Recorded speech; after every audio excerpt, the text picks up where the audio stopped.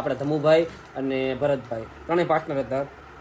પણ એમાં થયું એવું કે ભાઈ ધમુભાઈને ઓફિસનું કામ આવી ગયું, કે જેમ કે તમે જોઈ શકશો વિડીયોમાં કે ઓફિસના કામને બધું ચાલુ હોય એનું, અને ગાંધીનગર આઈ થિંક ગાંધીનગર કે અમદાવાદ શિફ્ટ થઈ ગયા છે. તો એને મને કીધું ઘણીવાર રિક્વેસ્ટ કરી નીલભાઈ કે હું આવી શકું એમ નથી, તો પ્લીઝ મને આમાંથી અલગ કરી દો એમ. છતાં મેં કીધું કે ભાઈ ના ધમુભાઈ એમાં જો એવું હોય કે તમે ના આવી શકો કાંઈ ને હું હેન્ડલ કરી લઈશ બધું.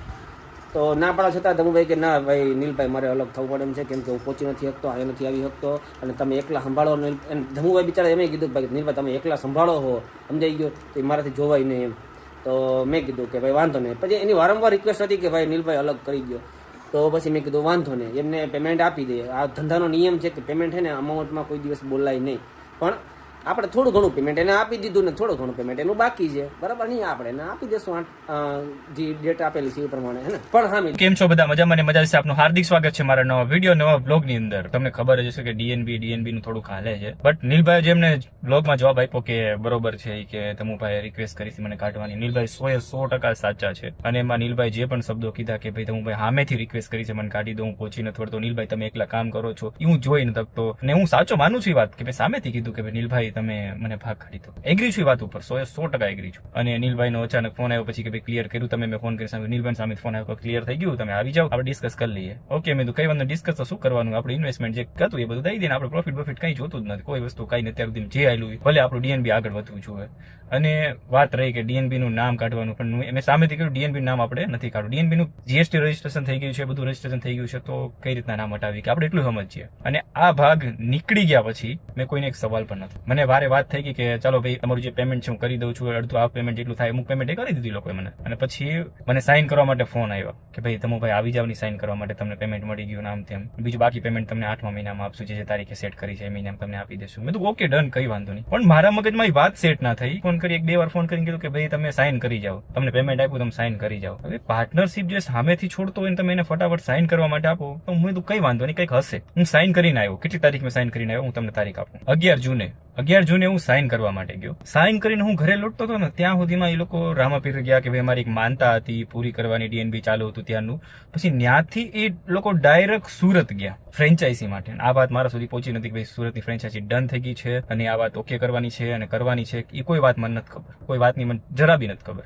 પછી આ વાત ઓકે થઈ ને પછી મને સમજાણી કે હું સાઇન કરીને આવ્યો એના થોડા દિવસમાં તો ફ્રેન્ચાઇઝીનું ઓકે થઈ ગયું, નામ થઈ ગયું. પછી મને સમજાણું કે આ લોકો સાઇન શું કામ કરવા મને બોલાવતા હતા, કે ફ્રેન્ચાઇઝીમાં ભાગ નથી. કીધું કાંઈ વાંધો નથી, જોતા ભગવાન ઘણું આપ્યું આપણને, આપણે તો બી મેં નીકળી ગયો ત્યાં સુધીમાં કોઈ જવાબ જ ના આપ્યા. કઈ વાંધો ડીએનબી માં નીકળી ગયા, ડીએનબી નો વિડીયો બનાવશું, ડીએનબી માં નીકળી ગયા તો મેં તો ખરાબ લાગે. મેં તો આપણા એ ભાઈ જ છે ને, હાથે કરીને ધંધો ભેગો કર્યો તો હું સામેથી નીકળ્યો છું. પછી લોકો અમુક વિડીયો મૂક્યા, એની અંદર ડીએનબી ના લોગાની કિંમત છે, પછી આમ ઝૂમ કરીને બતાવે એન અને બી, ભાઈ નીલભાઈ વાંહેથી બોલે અફસોસ કરશે, કઈ વાંધો છે તું કર્યું. પછી આવા 2 વિડીયો આવ્યા. પછી મેં કીધું યાર સામેથી ભાગ કાઢી નાખ્યો, આપણે વિડીયો નથી બનાવ્યો. મેં તો ભાગ કાઢીને સામેથી વિડીયો બનાવશું, ખોટી અસર પડે બિઝનેસમાં કે ભાઈ આ વસ્તુ આપણે નથી કરાતી એમ. ડન, વાંધો નહીં, આ વસ્તુ માટે નથી કરવી. હું નીકળી ગયો નથી, પણ આવો 1 થી 2 વિડીયો આવ્યા તો બી લેટ ગો કર્યું. મેં તો છાવો દો, છોડો જે હશે. હવે તમે 2 વાતનું વિચારજો, પાર્ટનર હોય અને પાર્ટનરશિપ છોડી હોય, અમુક પેમેન્ટ બાકી હોય અને તમે સાઇન કરવા માટે બોલાવો તો હું સાઇન કરી આવું સામેથી, અને તમને એટલી બધી ઉતાવળ હતી સાઇન કરવાની કે સાઇન કરાવી દઉં, કેમ કે ફ્રેન્ચાઇઝીમાં ભાગ ના દેવો પડે. વાહ ભાઈ વાહ, કેવું પડે, સલામ છે ડીએનબી ને. અને ડીએનબી નું નામ તો ભાઈ ડીએનબી રહેવાનું જ છે.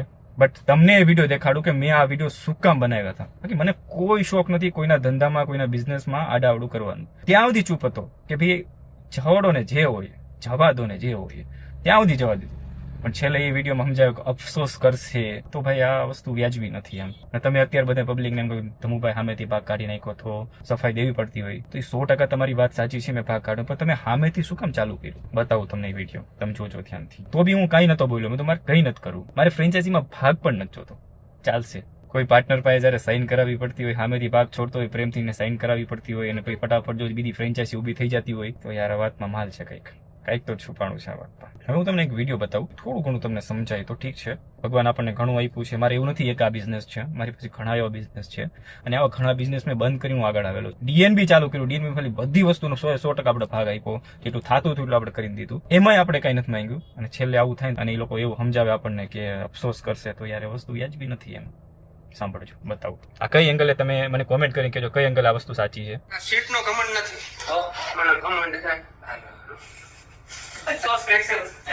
ઓકે ગાઈસ, તો ભરત મને આ સીટ નો કમેન્ટ નથી તો મને કમેન્ટ ડી કાર્ડ નાખ્યું જોયું, અફસોસ કરશે.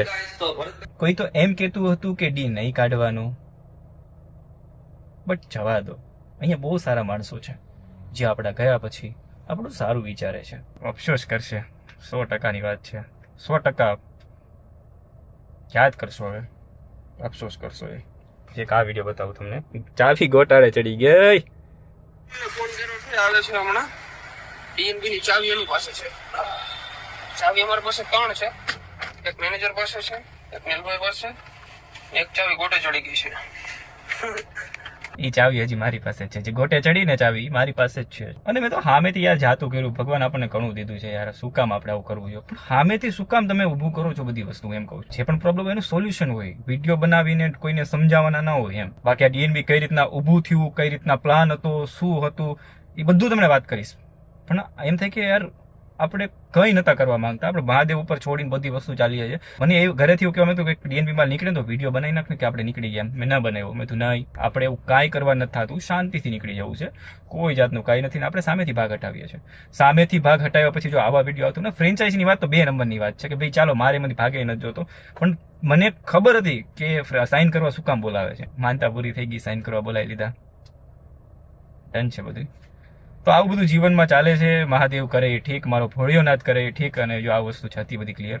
અને મને હજુ એક સિંગલ પણ ફોન ન થયો વિડીયો મૂક્યા પછી કે તમે ભાઈ કેમ વિડીયો મૂકો. તો મારી પાસેના જવાબ હતા. કદાચ મને એમ ફોન કરીને કીધું હોત ને કે ભાઈ તમે આવું કામ વિડીયો મૂકો, તમે સામેથી ભાગ કાઢ્યો, તમે આવું કેમ બોલ્યા છો, તો એના જવાબ મારી પાસે હતા. આજે હું પબ્લિકલી જવાબ આપું છું. શું કામ?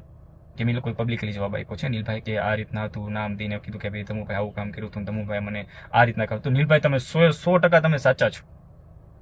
તમારું દિલ બહુ મોટું છે. 100% તમારી વાત સાચી છે. અને એમાં કંઈ ના ઘટે. 100% તમારી વાત સાચી છે. તો આવું બધું હતું મારી કહાની. હજુ તો ઘણું બધું છે, પણ આગે ગૌરવ છે. આગે જે થાય જોયું જશે હવે.